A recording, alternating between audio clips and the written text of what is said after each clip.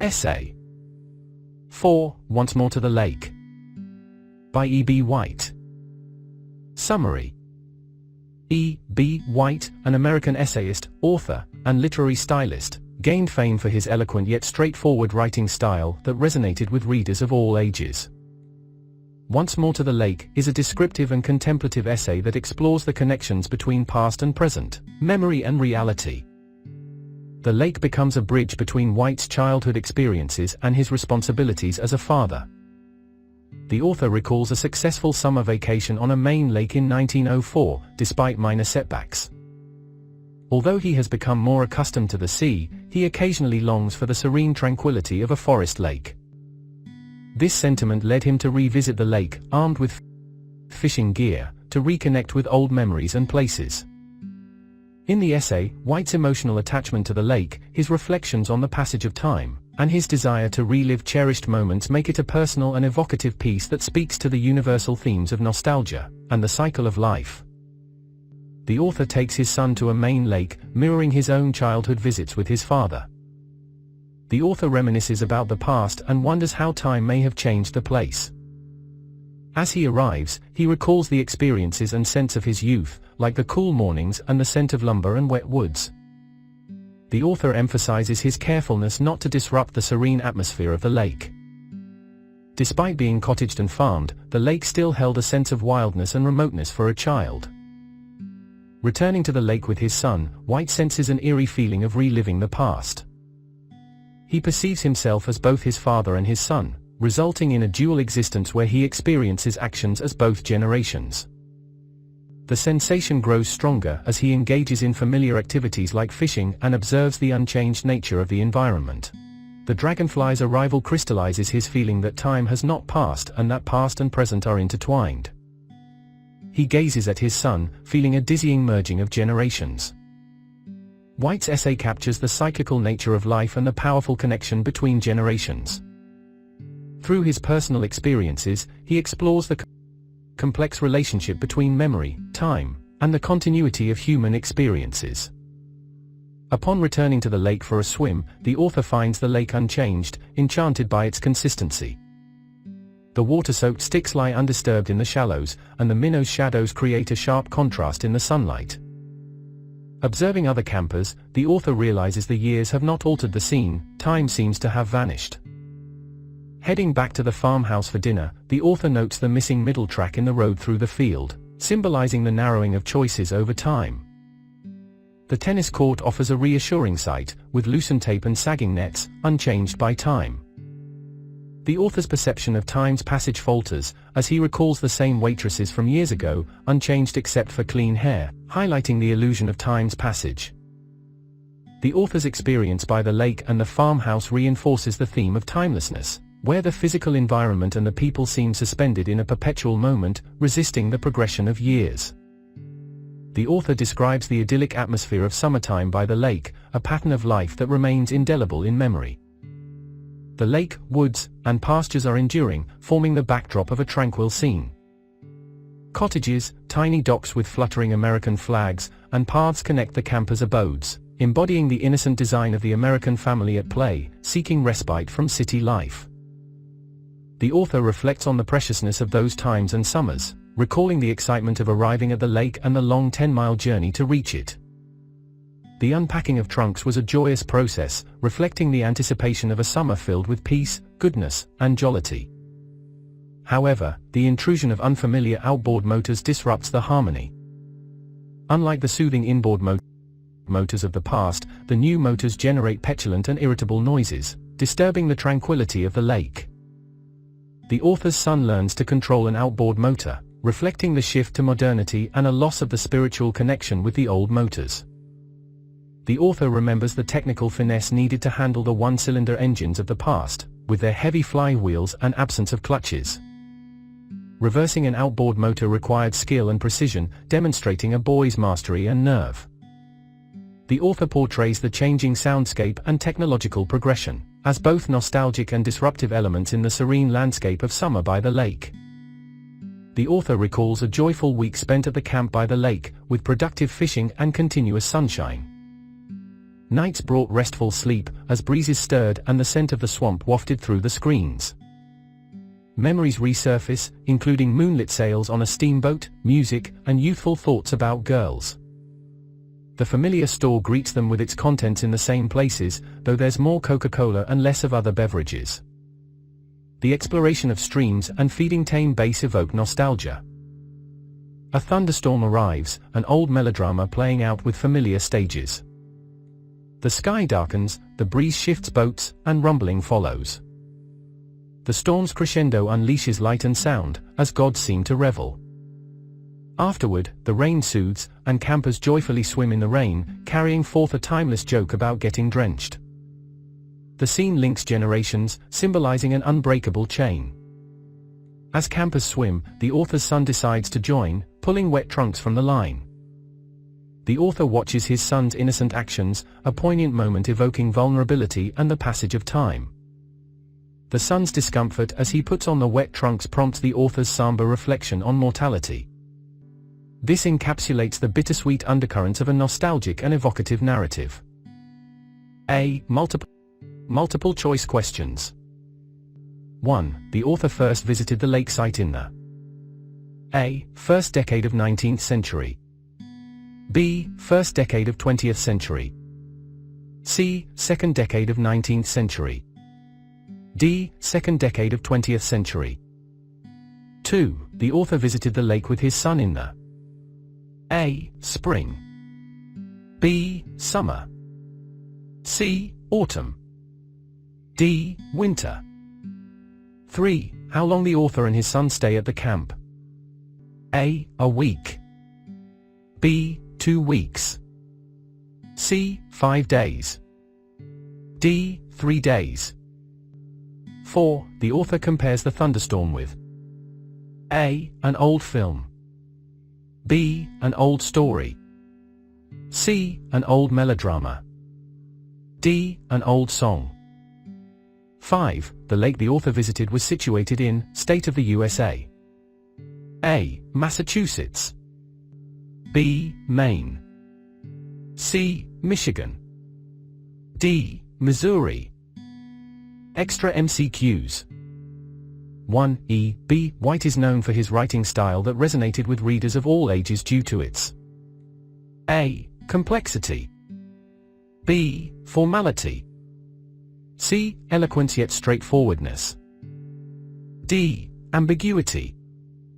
2. Once More to the Lake is an essay that explores the connections between A. Fantasy and reality. B. Past and present, memory and reality. C. Nature and urban life. D. Childhood and adulthood. 3. The lake in Once More to the Lake serves as a bridge between the authors A. Childhood experiences and adulthood responsibilities. B. Dreams and reality. C. Fears and hopes. D. Past and future. 4. The author recalls a successful summer vacation on a Maine lake in A. 1804. B. 1904. C. 2004. D. 2104. 5. Despite becoming more accustomed to the sea, the author occasionally longs for the tranquility of A. Desert. B. Ocean. C. Forest lake. D. Mountain peak. 6. The sentiment that leads the author to revisit the lake is A. A desire for adventure. B. Nostalgia for the past. C. A need for isolation. D. A quest for fame. 7. In the essay, White's emotional attachment to the lake speaks to the universal theme of A. Modern technology. B. The cycle of life. C. Space exploration. D. Political activism. 8. The author takes his son to the lake in order to A. Teach him how to swim. B. Relive cherished memories. C. Escape from the city. D. Conduct scientific research. 9. Returning to the lake, the author feels like he is living a dual existence. B. Fantasy. C. Dream. D. Nightmare. 10. The author compares the thunderstorm to A. A movie. B. A book. C. A melodrama. D. A song. 11. The lake visited by the author is located in which state of the USA? A. Massachusetts. B. Maine. C. Michigan. D. Missouri. 12. The author reflects on the preciousness of past summers and time spent. A. In the city. B. At school. C. At work. D. By the lake. 13. The author recalls a joyful week spent at the camp by the lake, with productive fishing and A. Constant rain. B. Continuous sunshine. C. Heavy snowfall. D. Intense thunderstorms. 14. The author's son learns to control an outboard motor, symbolizing a shift to A. Simplicity. B. Modernity. C. Tradition. D. Silence. 15. A thunderstorm arrives, and the lake landscape experiences A. Calmness. B. A drought. C. Disruption. D. Snowfall. 16. After the thunderstorm, campers joyfully swim in the rain, carrying forth a timeless joke about A. Getting dry. B. Sunbathing. C. Getting drenched. D. Swimming at night. 17. The author's son's discomfort with wet trunks prompts the author's reflection on A. Family vacations. B. Mortality. C. Fashion trends. D. Environmental issues. 18. The lake in the essay serves as a bridge between A. Childhood experiences and adulthood responsibilities. B. Dreams and reality. C. Past and future. D. Work and leisure. 19. The author's contemplation of the passage of time is accentuated by his A. Visit to a museum. B. Observations of the stars. C. Interaction with wildlife. D. Experience of fatherhood. 20. The lake becomes a powerful symbol of A. Isolation. B. Nostalgia. C. Modernity. D. Rejection. B. Short questions. 1. How did the lake site become an ideal destination for the author?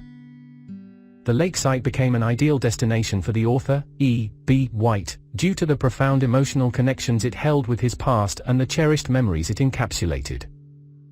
The author's initial visit to the lake with his father during his childhood established an indelible bond with the serene surroundings. The idyllic experiences of those summer vacations, filled with the scent of lumber and wet woods, the cool mornings, and the soothing tranquility of the lake, created a lasting imprint on his psyche. The lake acted as a bridge between his innocent youth and his responsibilities as a father in the present. The lake's pristine beauty and the quality time spent with family left an enduring impact on the author's soul. These memories became a touchstone of simplicity, purity, and emotional respite. The lake, with its unchanging waters and evocative scents, retained its charm and offered a refuge from the bustling world. This familiarity and the yearning for a connection with the past prompted the author to revisit the lake with his own son. In doing so, he sought to recreate and share the treasured experiences of his own childhood. The lake, therefore, evolved into an ideal destination not only for its physical attributes, but also for its ability to evoke a profound sense of nostalgia and continuity. 2. Did the author find changes at the site as he had expected? Explain. The author, E. B. White, found that the lake site had not changed as much as he might have expected upon his return. He had anticipated alterations over time due to progress and development, but the essence of the place remained remarkably consistent. The author's reminiscences were closely aligned with his anticipation of change, as he wondered about the impact of time on the location. Upon reaching the lake, the author found comfort in its familiar aspects. Though minor changes like tarred roads and parked cars had occurred, the essential landscape remained unaltered, exemplified by the tranquil lake with its undisturbed features. The store's contents also balanced continuity and change, with some adjustments in beverages but a layout reminiscent of the past. This emphasized the enduring theme of timelessness amidst the anticipated alterations. In essence, the author's experience at the site revealed that while some aspects of the lake had evolved, the essential qualities that had made it so special to him in his youth remained remarkably preserved. The lake site retained its capacity to evoke deep emotions and connect the author to his cherished memories. 3. How does the author compare himself with his son? The author draws a fascinating parallel between himself and his son throughout the essay.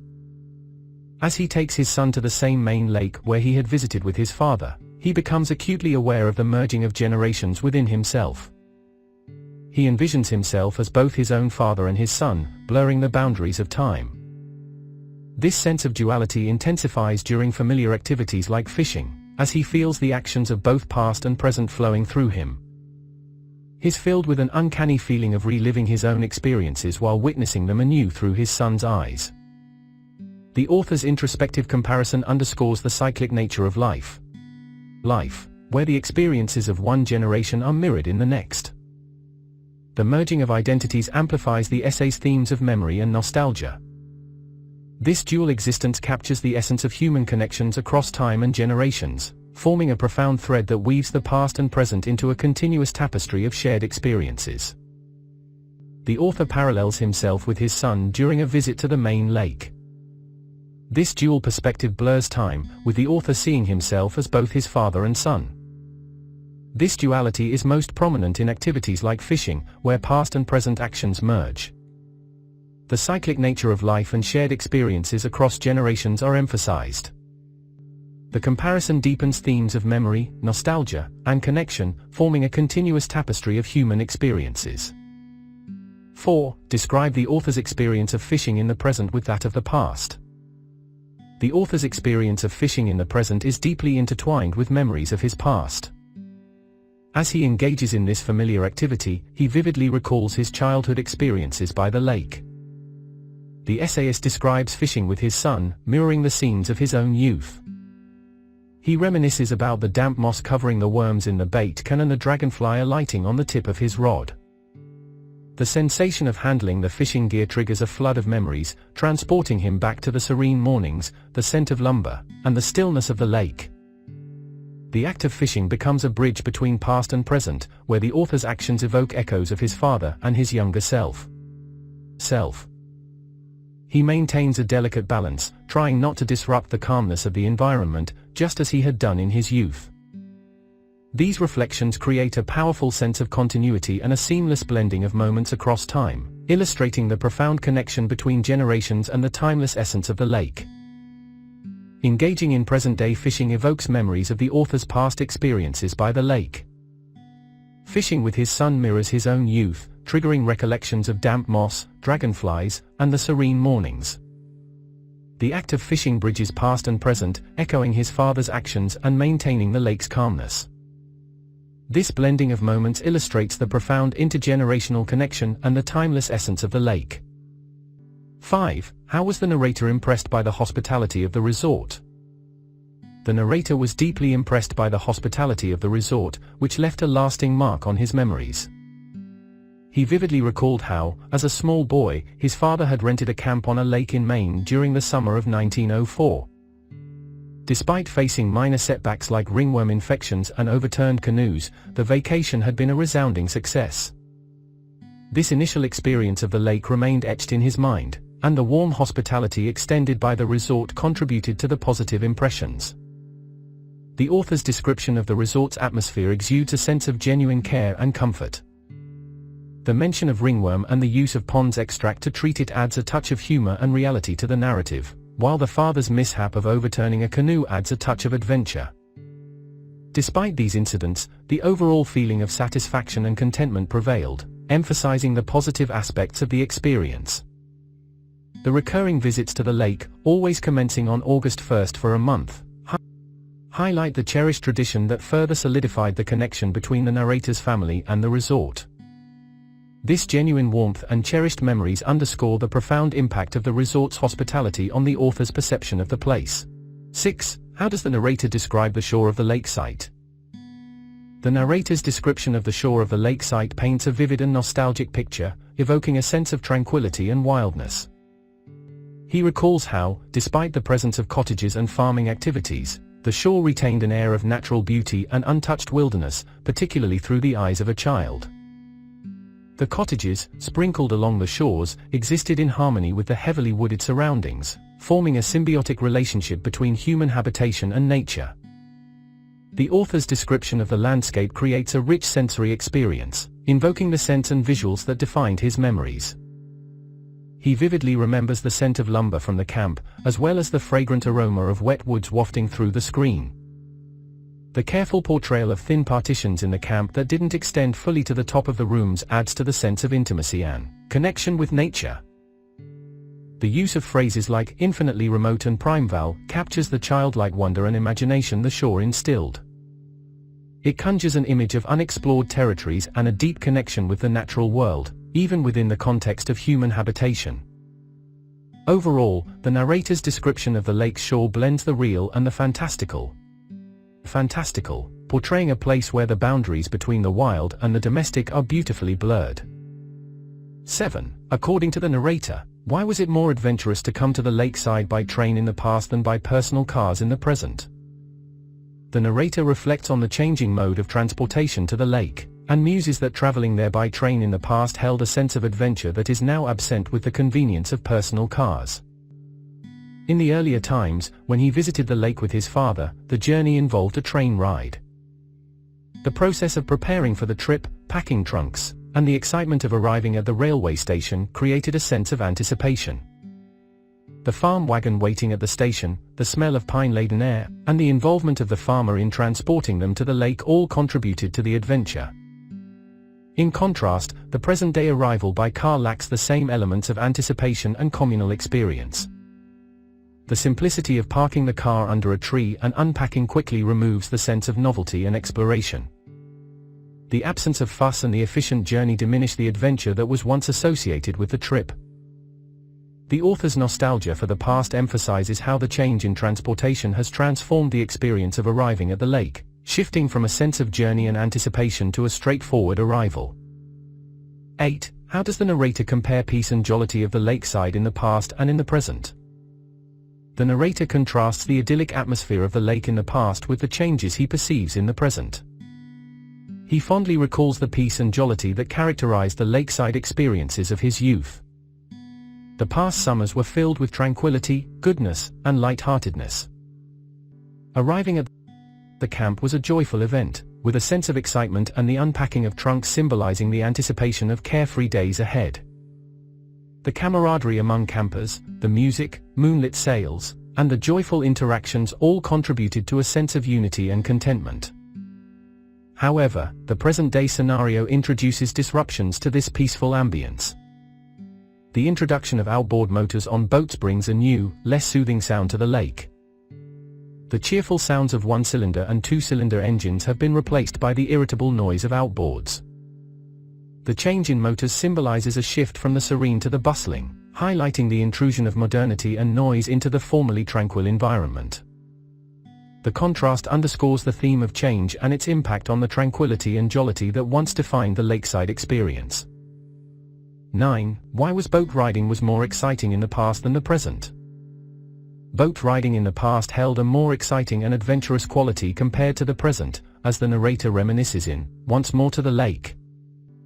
In the bygone days of the author's youth, the boats were smaller, with rounded sterns resembling the lip of an African river, lending a distinct and unique appearance. The memory of these boats, laden with a sense of novelty and charm, evokes a sense of nostalgia for a time when every aspect of the experience was new and captivating. Moreover, the simplicity of the boats and their engines contributed to the allure. The boats were propelled by one-cylinder and two-cylinder inboard engines, generating distinct sounds that were calming and soothing. These engines emitted sleepy and rhythmic sounds, blending harmoniously with the natural soundscape of the lake. The boat's movements were controlled without clutches, requiring skill and finesse to operate. The experience of handling these boats was deeply connected to the environment, allowing for a closer and more immersive interaction with the water. In contrast, the introduction of outboard motors in the present changes the dynamics of boat riding. The noise generated by these modern engines disrupts the serene atmosphere and replaces the familiar soothing sounds of the past. The transition from inboard to outboard motors symbolizes a shift towards convenience and speed, yet it comes at the expense of the intimate connection with the environment that characterized the past boat rides. The comparison underscores the loss of the unique and immersive qualities of the past experience, making it less exciting in the present context. 10. Was there any difference in the thunderstorm of the present with that of the past? Explain. The thunderstorm experience in the present holds remarkable similarities to those of the past, as described in Once More to the Lake. The author notes that the thunderstorm is like an old melodrama that has retained its fundamental components over time. The stages of the thunderstorm, darkening skies, stillness before the storm, shifting winds, and the ensuing display of lightning and thunder, remain consistent between the past and the present. The author highlights the timeless nature of the thunderstorm, where the core elements of the natural phenomenon are unaltered. The experience of oppression, heat, and a growing tension before the storm arrives is universally familiar. The shift in wind direction and the rumble of thunder still evoke a sense of anticipation. The climax of the storm with lightning illuminating the dark sky, and the subsequent calmness as rain falls on the lake continues to evoke awe and wonder. Despite the passage of time, the thunderstorm sequence and impact on the landscape and human emotions remain unchanged. This enduring quality emphasizes the cyclical nature of natural phenomena and the profound connection between past and present experiences. 11. What do you understand by the last phrase of the essay, The Chill of Death? The phrase, the chill of death, in the essay, Once More to the Lake, by E.B. White encapsulates a moment of profound introspection and mortality. It occurs as the author watches his son struggle to put on wet trunks after swimming, prompting a contemplative response. This phrase conveys a complex blend of emotions and themes that tie into the broader context of the essay. In this context, the chill of death suggests a stark realization of the passage of time and the inevitability of mortality. The author witnesses his son, a representation of youth and vitality, experiencing discomfort and vulnerability. This sight prompts the author to recognize the cyclical nature of life, where he once occupied the role of his son and now occupies the role of his own father. The phrase encapsulates a moment of poignancy and reflects the bittersweet undercurrents of nostalgia and the relentless march of time. Ultimately, the chill of death signifies the existential confrontation with the transient nature of human existence, serving as a reminder that life is fleeting and that moments of connection between generations are both precious and poignant. C. Long questions. 1. Nostalgia is an important theme in literature. How does White deal with nostalgia in the essay? In E.B. White's essay, Once More to the Lake, nostalgia serves as a central and pervasive theme, explored through various literary techniques and the author's personal experiences. White's treatment of nostalgia is multifaceted, ranging from the idyllic portrayal of his childhood memories to the bittersweet realization of the cyclical nature of life. White immerses readers in the vivid and wistful recollections of his childhood visits to the lake. He presents a rich description of the serene lake, its surrounding woods, and the comforting familiarity of the landscape. His use of sensory details and evocative language conjures an atmosphere that allows readers to share in the emotional resonance of his memories. By relaying these sensory experiences, White artfully invites readers to engage with his sense of nostalgia, forging a connection between the author's sentiments and their own. White bridges the gap between past and present by bringing his son to the same lake, effectively juxtaposing his own experiences with those of the next generation. Through this juxtaposition, he navigates the complexities of nostalgia, demonstrating how the lake acts as a conduit for the merging of time periods. White's narrative structure allows readers to see the lake as a vessel for the continuation of experiences, highlighting the unbroken thread that nostalgia weaves between generations. White's exploration of nostalgia is not solely romanticized, he adds layers of realism that reveal the complexities of memory. He acknowledges the minor changes that have occurred over the years, like tarred roads and parked cars, disrupting the illusion of a frozen past. This infusion of reality adds depth to the essay's treatment of nostalgia, emphasizing the inevitable evolution that time brings even to cherished places. White grapples with the duality of his own identity, seeing himself as both the father and the son in his present experiences. This nuanced approach to nostalgia allows him to capture the interplay between personal memory and the universal experiences shared by multiple generations.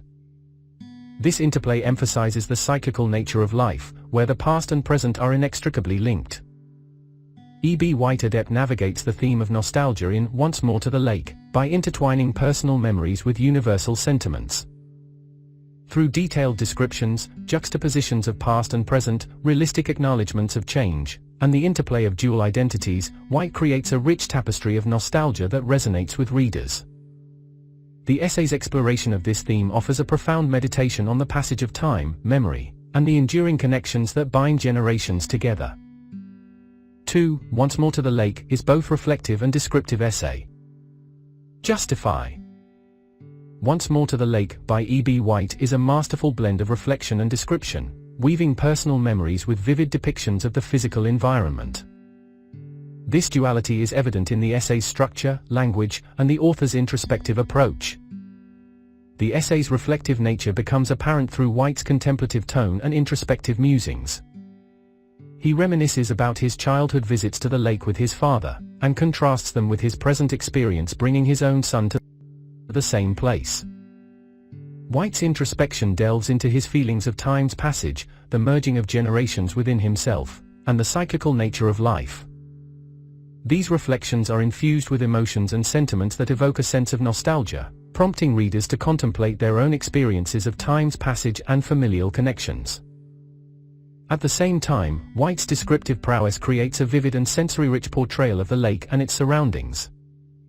He employs detailed imagery to transport readers to the serene landscape, describing the cool mornings, the scent of lumber, and the tranquility of the water. His language conjures a multisensory experience, allowing readers to visualize and immerse themselves in the setting. These descriptions serve as a canvas against which the reflective elements of the essay are painted, enhancing the emotional impact of White's contemplations. The essay's structure further underscores its dual nature. White alternates between descriptive passages that evoke the tangible qualities of the lake and introspective moments that delve into his thoughts and emotions. This alternating structure creates a rhythmic ebb and flow, mirroring the cyclical theme of the essay. It guides readers through the interplay between the physical world and the inner workings of the author's mind. White's skillful use of figurative language adds depth to both the reflection and description. Metaphors and similes serve to illuminate his thoughts and emotions while also enhancing the sensory experience of the lake. For example, he compares the lake to a mirror, reflecting not just the physical surroundings but also the memories and emotions they evoke. This integration of figurative language ties the reflective and descriptive aspects together, creating a harmonious whole. Once More to the Lake masterfully balances reflection and description, resulting in an essay that invites readers to journey alongside the author through his memories and sensory experiences. White's introspective contemplations enrich the descriptive elements, and vice versa, creating a seamless interplay that captures the essence of nostalgia, time's passage, and the unbreakable ties that bind generations together. 3. Remember a place you visited with your parents in your childhood and write a reflective essay on it in about 300 words. As I reminisce about my childhood, one place that holds a special place in my heart is Pokhara, Nepal, and the mesmerizing Rara Lake. The memories of that trip remain vivid, a tapestry of experiences woven with family bonds, natural beauty, and a profound sense of tranquility. Nestled in the heart of the Himalayas, Pokhara's breathtaking landscapes were the backdrop of a memorable journey. Rara Lake, with its crystal-clear waters reflecting the surrounding mountains, was a sight to behold. The memory of my family's excited chatter as we embarked on a boat to explore the lake's depths remains etched in my mind. The gentle ripples, as if touching our souls, reminded me of the bond we shared, weaving memories that time couldn't erode. Amidst this ethereal beauty, we witnessed locals engaging in worship rituals by the lake. The sincere devotion with which they paid homage to the divine in such a pristine setting left an indelible mark on me. As we indulged in street food, the laughter and shared delight became an inseparable part of our experience. The crispness of the snacks mirrored the crisp air that enveloped us, reminding us of the purity of the moment. One evening, a leisurely night walk along the lakeside promenade provided a different perspective of Pokhara's charm. The reflection of the city's lights on the water's surface felt like a reflection of the memories we were creating. The tranquility of the environment made it easy to escape the chaos of the world and embrace the soothing embrace of nature. Pokhara's cleanliness and its citizens' warm hospitality added to the magic. The city's immaculate streets and the welcoming smiles of the locals spoke volumes about the sense of pride they took in preserving their home. Their genuine hospitality made us feel like family, creating an atmosphere of belonging that made our visit unforgettable. Years later, I had the opportunity to revisit Pokhara with my own son, mirroring the journey my father had taken me on. As we stood by the serene Rara Lake, I felt a profound sense of continuity, witnessing a new generation forming connections with the same place that had touched my heart. The circle of life became apparent, as the experiences I had shared with my parents were now echoed in my son's eyes. Pokhara and Rara Lake remain more than just picturesque spots in my memory. They embody cherished moments with my family, a journey through nature's splendor and the enduring warmth of local culture. This reflective essay encapsulates the bond of generations, where the same place becomes a bridge between past and present, uniting us in the thread of shared experiences and unforgettable memories. 4. Comment on the style of White prose in Once More to the Lake. E.B. White's prose style in Once More to the Lake is characterized by its eloquence, simplicity, vivid imagery, and seamless fusion of personal reflection with detailed description. Through his unique style, White creates a narrative that is both introspective and sensory-rich, inviting readers into his contemplative world and evoking a deep sense of nostalgia. One defining feature of White's prose is its eloquence, which stems from his ability to convey complex emotions and ideas with a graceful economy of words. His sentences flow smoothly, often punctuated by pauses that mirror the rhythm of thought. This unhurried pace allows readers to immerse themselves in the author's memories and musings, reflecting the reflective nature of the essay. White's prose also shines through its simplicity. He avoids verbosity and unnecessary embellishments, opting for straightforward language that strikes a chord with readers of all backgrounds. This simplicity enhances the essay's accessibility and allows the emotions and themes to take center stage, rather than the language itself. It creates a conversational tone, as if the author is sharing his thoughts intimately with the reader. Vivid imagery is a hallmark of White's style, and it's evident in his meticulous descriptions of the lake and its surroundings. His choice of adjectives and metaphors paints a vivid mental picture for the reader. Whether depicting the stillness of the water, the scent of lumber, or the sensation of wet moss, his imagery captures the essence of each moment. This imagery deepens the reader's connection to the environment and emotions being portrayed. White's ability to seamlessly intertwine personal reflection with descriptive elements is another testament to his skillful style. He navigates between introspection and description effortlessly, creating a cohesive narrative that moves back and forth between past and present. This balance maintains the reader's engagement and emotional investment while exploring the interconnectedness of memory, time, and experience. White's style exudes authenticity and honesty. His candid self-awareness and willingness to share vulnerable thoughts create an intimate bond with the reader. He doesn't shy away from expressing uncertainty, nostalgia, or the fleeting nature of time. This authenticity adds depth and relatability to the narrative, making it resonate with readers on a personal level. E.B. White's prose style in Once More to the Lake is a harmonious blend of eloquence, simplicity, vivid imagery, and authenticity. Through his carefully chosen words and evocative descriptions, White transports readers into a world of introspection and sensory experience. His style enhances the essay's themes of nostalgia, time, and the enduring connections between past and present, creating a timeless piece of literature that continues to resonate with readers across generations. Best of luck.